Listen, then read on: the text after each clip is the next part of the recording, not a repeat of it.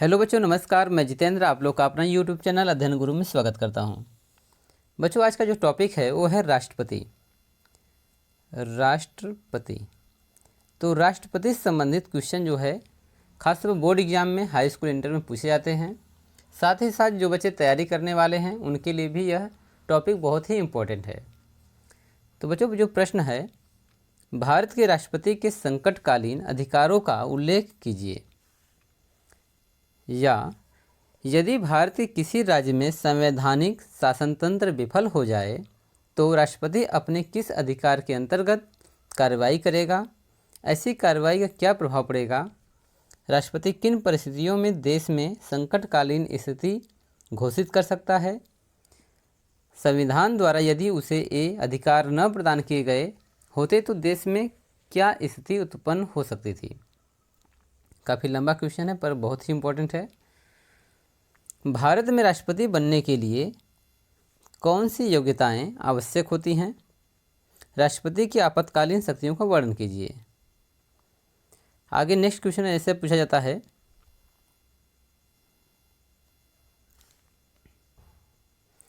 राष्ट्रपति किन 3 प्रकार की स्थितियों में आपातकाल घोषित कर सकता है? क्या वह ऐसा स्वेच्छा से कर सकता है?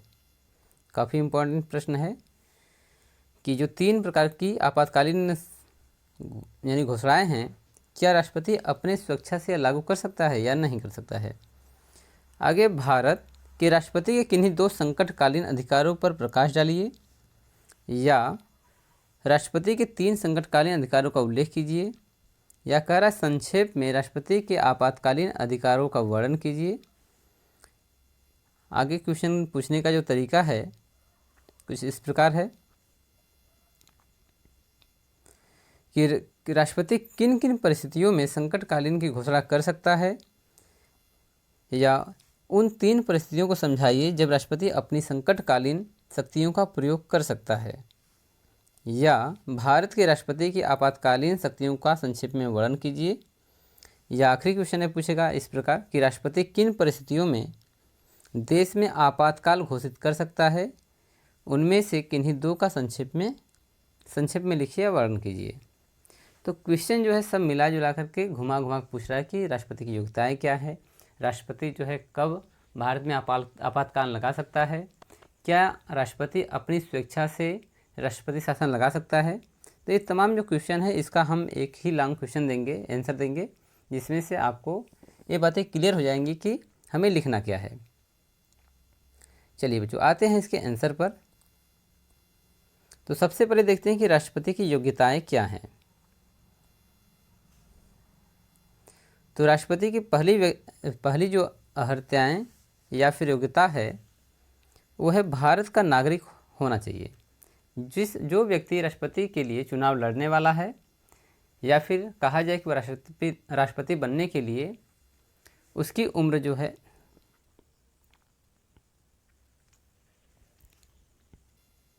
तो बच्चों अब देखते हैं कि राष्ट्रपति के लिए क्या अनिवार्य योग्यताएं हैं। तो सबसे पहले नंबर 1, वह भारत का नागरिक होना चाहिए। जो भी व्यक्ति राष्ट्रपति का चुनाव लड़ने वाला है उसको जो है भारत का नागरिक होना बहुत ही अनिवार्य है, यानी भारत का नागरिक रहेगा तभी वह राष्ट्रपति बनेगा। दूसरा जो योग्यता है वह 35 वर्ष की आयु पूरी कर चुका हो। राष्ट्रपति बनने के लिए कम से कम उम्र जो है 35 वर्ष होनी चाहिए। तीसरा जो योग्यता है वह लोकसभा को सदस्य बनने की योग्यता रखता हो, यानी कि जो राष्ट्रपति पद का निर्वाचन करने वाला व्यक्ति है, निर्वाचित होने वाला है, वह लोकसभा का सदस्य बनने की योग्यता रखता हो। अब लोकसभा में जैसे कि जो सांसद लोग चुन कर जाते हैं वह जो है बनने की योग्यता रखता हो। नेक्स्ट है नंबर 4, वह संसद के किसी भी सदन को या राज्य विधानमंडल का सदस्य न हो। यानी कहने का मतलब है कि जो व्यक्ति राष्ट्रपति का चुनाव लड़ने वाला है उसे न तो संसद में किसी भी सदन का न ही राज्य में विधानमंडल का सदस्य होना चाहिए, चाहे विधानसभा का चाहे विधान परिषद का, किसी का भी सदस्य नहीं होना चाहिए। आगे जो 5वां जो मुख्य इसका योग्यता है कि वह राज्य सरकार के अधीन या केंद्र सरकार के अधीन किसी भी लाभ के पद पर नहीं होना चाहिए। और छठवां जो आखिरी बनता है कि वह दिवालिया या पागल नहीं होना चाहिए। चलिए, ये सभी रही राष्ट्रपति बनने की योग्यताएं। चलिए आगे देखते हैं कि आपातकाल की स्थिति में राष्ट्रपति पर क्या प्रभाव पड़ता है। तो देश पर कभी भी किसी न किसी प्रकार का संकट आ सकता है, जो कि जाहिर सी बात है। अतः संकटकालीन स्थिति का सामना करने के लिए भारतीय संविधान में राष्ट्रपति को विशेष अधिकार दिए गए हैं। यानी कि जो हमारा भारतीय संविधान है उसमें संकटकालीन परिस्थिति में एक विशेष प्रकार का जो है प्रावधान राष्ट्रपति के लिए किया गया है, जिसका उपयोग राष्ट्रपति अपनी स्वेच्छा से और लोकसभा के जो मंत्रिपरिषद हैं, जो मंत्री हैं, यानी कि लोकसभा का जो सदन है, उसकी सहायता से वह संचालन कर सकता है। ये अधिकार आपातकाल की स्थिति में ही प्रयुक्त किए जा सकते हैं, न कि छिटपुट हिंसात्मक गतिविधियों पर। करें जो अधिकार राष्ट्रपति को दिए गए हैं वह आपातकाल की स्थिति में ही किया जा सकता है। ऐसा नहीं कि छोटे मोटे दंगे हो रहे हैं, हिंसा हो रहा है तो उसके लिए राष्ट्रपति शासन लगा दिया जाए, ऐसा नहीं है। तो कहा गया कि छिटपुट हिंसात्मक गतिविधियों पर इसका प्रयोग नहीं किया जा सकता है। चलिए देखते हैं आगे। इसलिए ये आपातकालीन या संकटकालीन अधिकार कहलाते हैं। राष्ट्रपति के संकटकालीन अधिकारों में निम्नलिखित 3 प्रकार की संकटकालीन परिस्थितियों का उल्लेख किया गया है। तो संकटकालीन स्थिति में जब राष्ट्रपति शासन लगता है तो उसका रीजन क्या है कि वह अगर हिंसा भी हो रहा है तो एक देशव्यापी होना चाहिए, या फिर ऐसा माना गया है कि राष्ट्रपति शासन 3 स्थितियों में लगाया सकता है।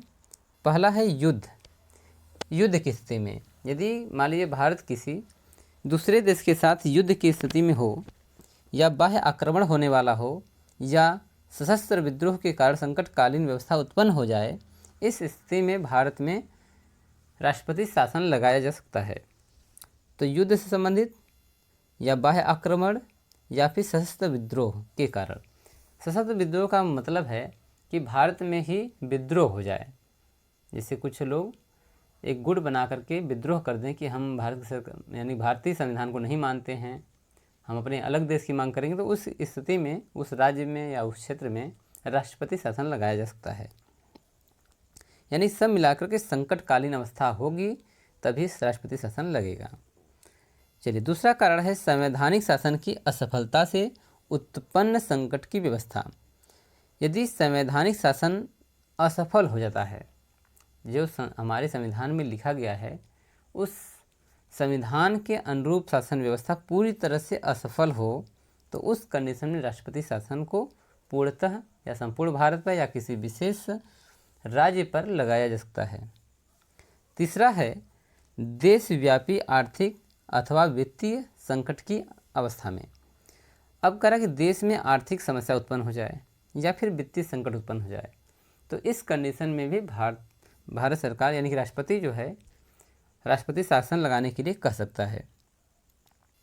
तो जो युद्ध की स्थिति में या बाह्य आक्रमण का जो उल्लेख मिलता है, यह अनुच्छेद 352 में मिलता है। संवैधानिक शासन की असफलता का जो उल्लेख है वह अनुच्छेद 356 में हमें देखने को मिलता है। देशव्यापी आर्थिक वित्तीय जो संकट है, इसका उल्लेख जो है अनुच्छेद 360 में किया गया है। तो ये सबके अनुच्छेद हैं। अब देखते हैं कि युद्ध या बाह्य आक्रमण अथवा सशस्त्र विद्रोह के कारण संकटकालीन अवस्था उत्पन्न होती है, तो उसमें राष्ट्रपति को क्या क्या शक्तियाँ दी गई हैं। तो पहला है युद्ध या बाह्य आक्रमण अथवा सशस्त्र विद्रोह के कारण संकटकालीन अवस्था, अनुच्छेद 352। तो अनुच्छेद 352 में इसका उल्लेख किया गया है। जब राष्ट्रपति को यह पूर्ण विश्वास हो जाए कि राष्ट्र पर बाह्य आक्रमण, युद्ध या सशस्त्र विद्रोह की स्थिति उत्पन्न हो गई है अथवा उत्पन्न होने की संभावना है, तब राष्ट्रपति संकट काल की घोषणा करके संपूर्ण देश में या संकटग्रस्त क्षेत्र का शासनभार अपने हाथ में ले सकता है। जब राष्ट्रपति को यह पूर्णतः विश्वास हो जाए कि अब जो है बाह्य आक्रमण या फिर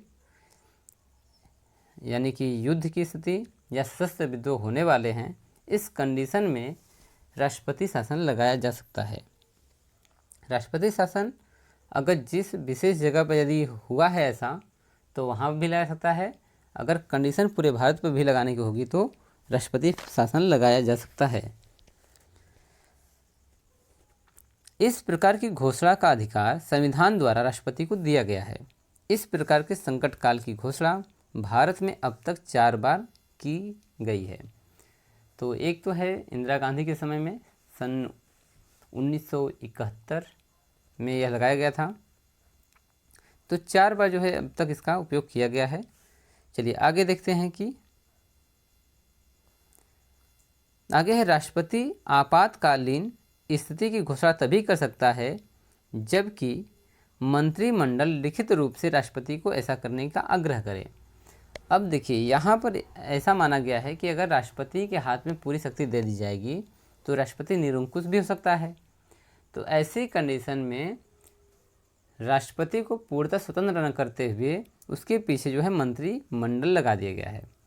यानी कि राष्ट्रपति शासन तभी लगाया जा सकता है जब मंत्रिमंडल यह लिखित रूप से राष्ट्रपति से कहे कि राष्ट्रपति शासन लगाने की पूरी इजाज़त है, तो उस कंडीशन में राष्ट्रपति शासन लागू होगा। पर आग्रह कौन करेगा? यह जो है मंत्रिमंडल करेगा। घोषणा लागू होने के दिन से 1 महीने के अंतर्गत इसे संसद द्वारा 2/3 बहुमत से स्वीकृत होना आवश्यक है। अब यदि राष्ट्रपति शासन लग रहा है तो यह पूर्णतः अधिकार होता है कि संसद द्वारा, अब संसद में दोनों हैं, लोकसभा और राज्यसभा, दोनों से 2/3 बहुमत होना बहुत ही जरूरी है, अन्यथा राष्ट्रपति शासन नहीं लग पाएगा। यदि घोषणा के उपरांत लोकसभा भंग हो जाए तो कहा गया है कि संसद के द्वारा यह 1 महीने के अंदर होना चाहिए, 30 दिन का मोहलत मिलती है।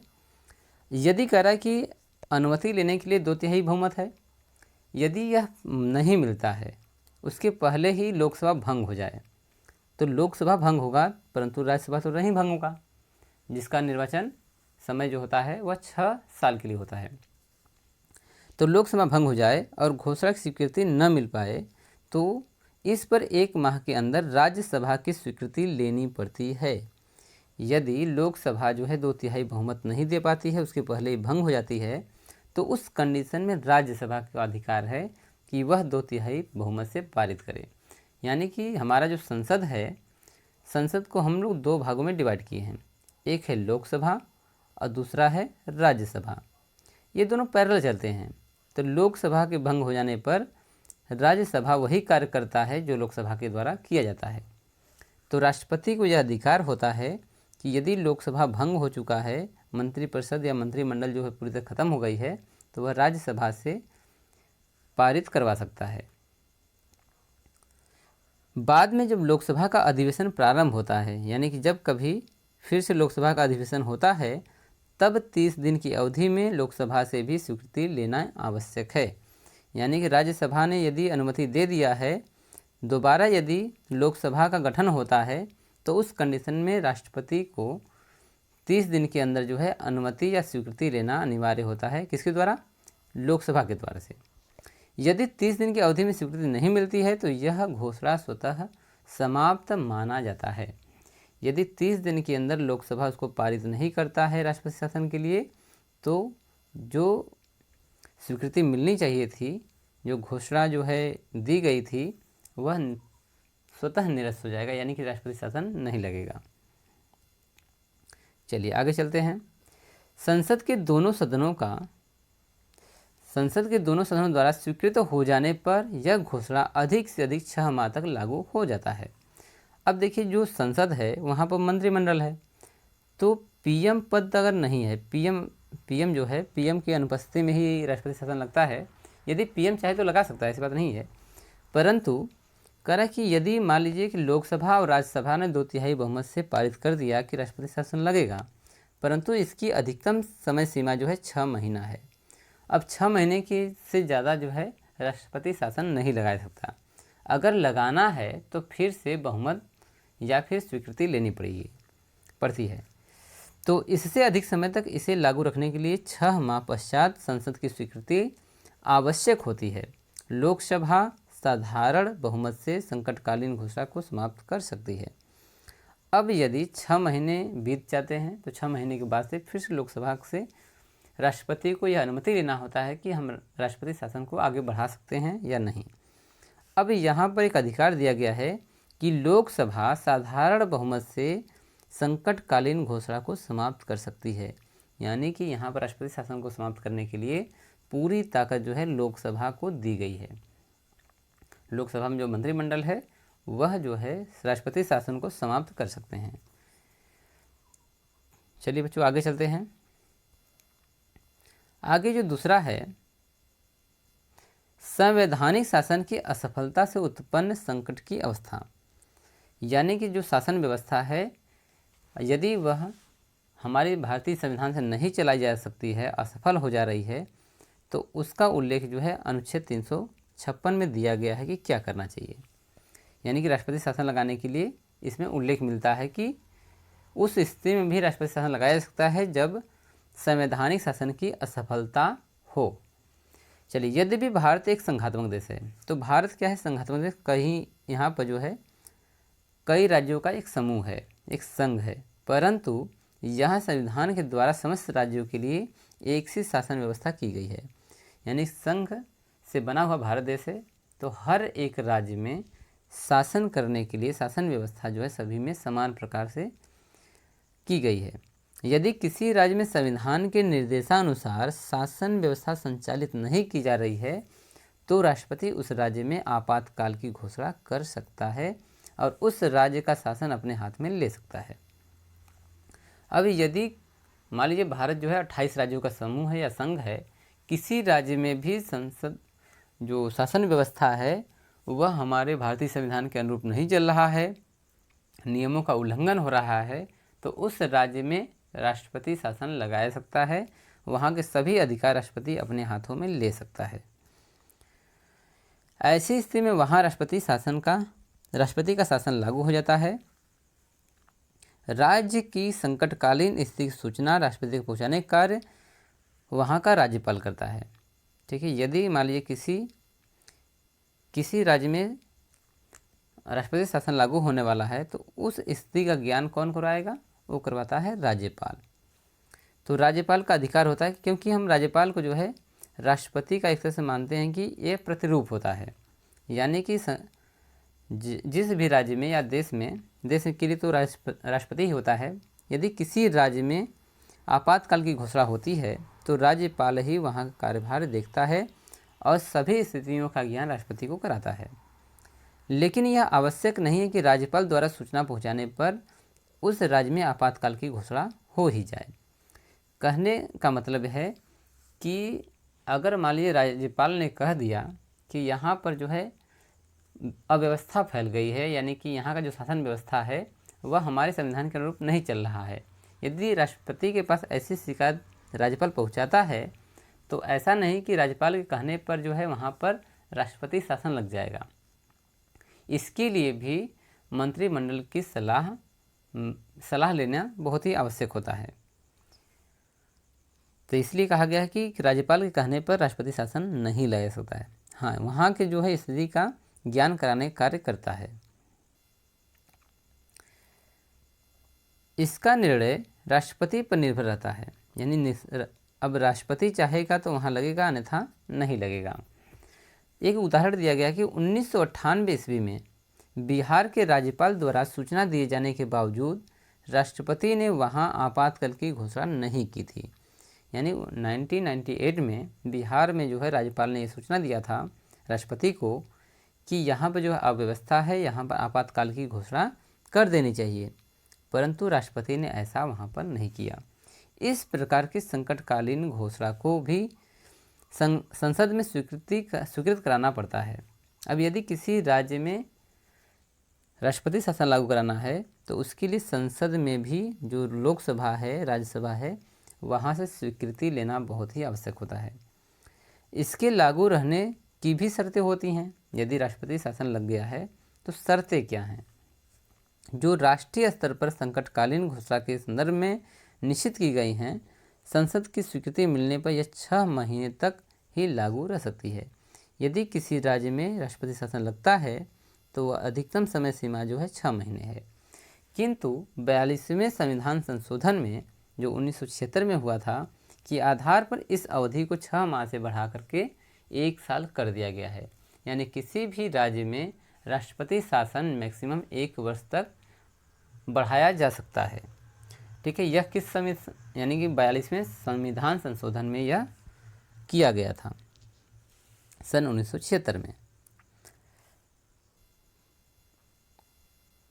चलिए, एक वर्ष बढ़ाकर संकटकालीन की घोषणा की अवधि को अधिकतम 3 वर्षों तक बढ़ाया जा सकता है। अब 6 महीने से तो 1 साल कर दिया गया था 42वें संविधान संशोधन में 1 वर्ष, परंतु अगर वहाँ पर व्यवस्था जो है अनुरूप में यानी कि अनुकूल नहीं होती है तो उस कंडीशन में 1 वर्ष करके 3 बार बढ़ाया जा सकता है। यानी कि 3 वर्ष तक किसी भी राज्य में राष्ट्रपति शासन को लागू किया जा सकता है। 3 वर्ष से ज़्यादा नहीं बढ़ाया जा सकता है। चलिए, तो आते हैं तीसरे नंबर पर। तो दूसरा था संवैधानिक अव्यवस्था पर, तीसरा है देशव्यापी आर्थिक अथवा वित्तीय संकट की अवस्था में। इसका उल्लेख जो है अनुच्छेद 360 में किया गया है। तो यदि देश में आर्थिक अव्यवस्था उत्पन्न हो जाए या फिर वित्तीय संकट उत्पन्न हो जाए तो उस कंडीशन में राष्ट्रपति शासन लगाया जा सकता है, जिसका उल्लेख अनुच्छेद 360 में किया गया है। राष्ट्रपति को संविधान की धारा 360 द्वारा आर्थिक संकट की घोषणा करने का अधिकार दिया गया है। राष्ट्रपति यह घोषणा उस समय कर सकता है जब उसे यह विश्वास हो जाए कि संपूर्ण भारत या कोई राज्य किसी विशिष्ट आर्थिक संकट की स्थिति में है। यानी कि राष्ट्रपति को यह पूर्णतः विश्वास होना चाहिए कि संपूर्ण भारत पर आर्थिक मंदी आने वाली है या फिर आर्थिक समस्या आने वाली है या वित्तीय संकट उत्पन्न होने वाला है। यदि भारत पर नहीं तो किसी राज्य पर ऐसी कंडीशन उत्पन्न होने वाली है तो वहाँ पर राष्ट्रपति शासन को लगाया जा सकता है। जो शर्तें या बातें राष्ट्रीय संकटकालीन घोषणा के संबंध में है वही इस घोषणा के संबंध में भी हैं। अब कह रहा है कि अब कब तक लगेगा, यानी 6 महीने। यदि 6 महीने में आर्थिक स्थिति नहीं सुधरती है या फिर आर्थिक जो समस्या वहाँ उत्पन्न हुई है, अव्यवस्था उत्पन्न हुई है, 6 महीने में नहीं सुधरता है तो इसे 1 साल के लिए बढ़ाया जा सकता है। ऐसे करके 3 सालों तक इसको भी अधिकतम समय सीमा दी गई है।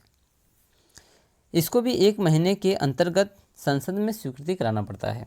अब कह रहा है कि राष्ट्रपति शासन लगाने के लिए जो आर्थिक अवस्था उत्पन्न हुई है उसके लिए संसद से अनुमति लेना जरूरी है, 2/3 बहुमत पारित होना जरूरी है। यदि लोकसभा भंग हो जाता है तो राज्यसभा से 2/3 बहुमत लेना बहुत ज़रूरी है। यदि दोबारा से लोकसभा का गठन होता है तो वहाँ से मंत्रिमंडल से या लोकसभा से 2/3 बहुमत का होना बहुत ही अनिवार्य माना जाता है। यदि ऐसा नहीं होता है तो राष्ट्रपति शासन स्वतः ही निरस्त हो जाएगा। इसको भी 1 महीने के अंतर्गत संसद स्वीकृति कराना पड़ता है। इसको केवल राष्ट्रपति अपनी दूसरी घोषणा द्वारा ही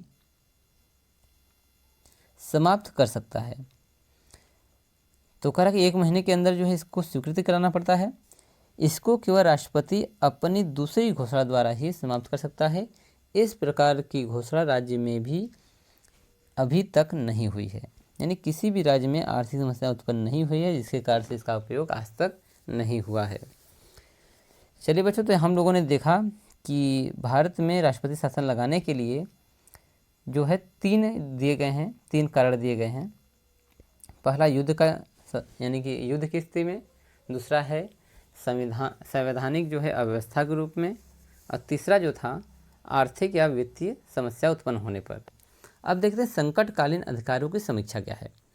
कुछ आलोचकों का मत है कि राष्ट्रपति संकटकालीन अधिकारों का दुरुपयोग करके तानाशाह भी बन सकता है।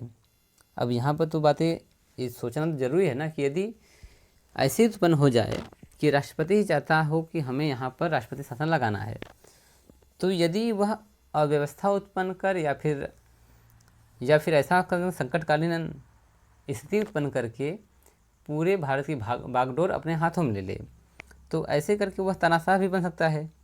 ये कुछ लोग का मानना है। इसलिए अधिकार लोकतंत्रात्मक शासन व्यवस्था के विरुद्ध है। अब जहाँ पर राष्ट्रपति शासन हो तो वहाँ पर लोकतंत्र कैसे रह सकता है, यह कुछ आलोचकों का मत है। परंतु ऐसा कहते समय वे यह भूल जाते हैं कि असामान्य परिस्थितियों में ही नियंत्रण साबित करने के लिए आपातकालीन की व्यवस्था को लागू करना परम आवश्यक होता है। यानी कि यहाँ पर यह बताया गया है कि यदि मान लीजिए राष्ट्रपति शासन लगाया जा रहा है तो कब लगाया जा रहा है, संकटकालीन स्थिति में। ये क्यों लगाया गया है, क्योंकि यदि मंत्रिमंडल रहेगी, पीएम रहेगा, तो उस कंडीशन में मंत्रिमंडल से सभी सलाह लेना पड़ेगा कि यदि युद्ध की स्थिति है तो हमें करना क्या चाहिए। इसमें काफ़ी समय लगता है। राष्ट्रपति शासन लगने पर यह प्रक्रिया जो है बहुत तेज़ी से होने लगती है, ठीक है। लेकिन इस व्यवस्था का दुरुपयोग न किया जा सके, ऐसी स्थिति में ऐसी भी व्यवस्था संविधान में कर दी गई है।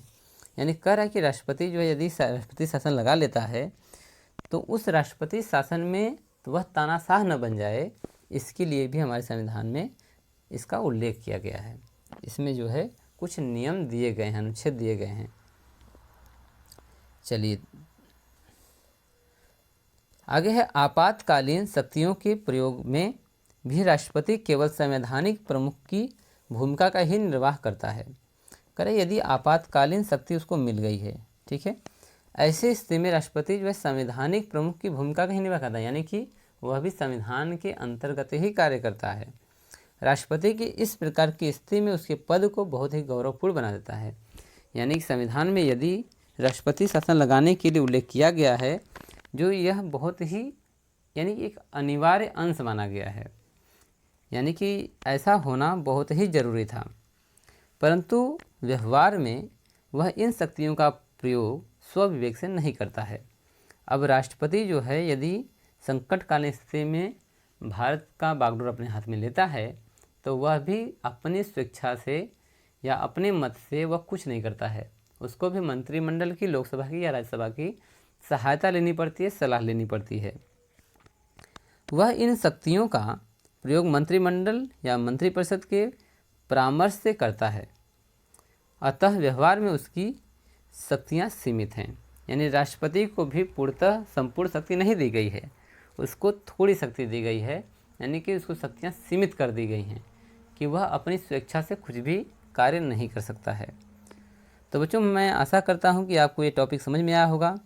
राष्ट्रपति से संबंधित जो है क्वेश्चन एग्जाम में पूछे जाते हैं, तो आप लोग जो है इसको मेहनत से पढ़िए और नोट्स बनाइए ताकि आपको अच्छे से अच्छे समझ में आए। धन्यवाद।